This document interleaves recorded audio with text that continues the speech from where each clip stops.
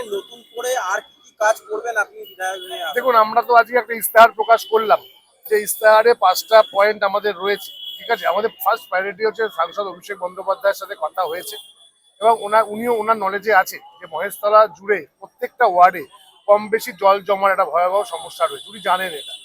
এবং যার ফলে উনি নিজস্ব পরিকল্পনা নিয়েছেন, নিয়ে উনি কিন্তু বিভিন্ন খাল কাটার কাজ অলরেডি শুরু হয়েছে।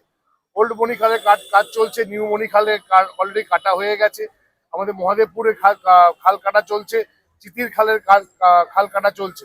পরবর্তীকালে যে খালগুলো রয়েছে আমাদের, সেগুলো অলরেডি আমরা ডিপিআর রেডি হয়েছে। যেহেতু ইলেকশনটা ঘোষণা হয়ে গেছে, আমরা সেই পরিকল্পনাটা ডিপিআরটা অ্যালাউ হয়নি।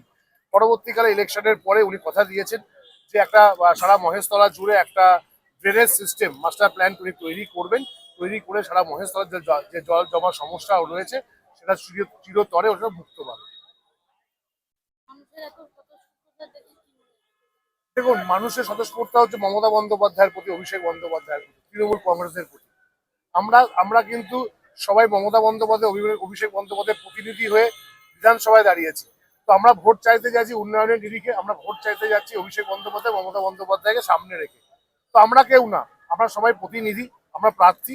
আসল প্রার্থী হচ্ছে মমতা বন্দ্যোপাধ্যায় এবং অভিষেক বন্দ্যোপাধ্যায়। দাদা, মহেশতলা থেকে বিজেপি যিনি প্রার্থী তিনি অভিযোগ করছেন যে যুবসাথী প্রকল্প যেটা দিচ্ছে 40 বছরের পর যারা আছে তারা কোথায় যাবে, সেটা নিয়ে আপনার কি? অবশ্যই মমতা বন্দ্যোপাধ্যায় নো ডাউট চতুর্থবারের জন্য মুখ্যমন্ত্রী হচ্ছে, এর কোনো সন্দেহ নেই।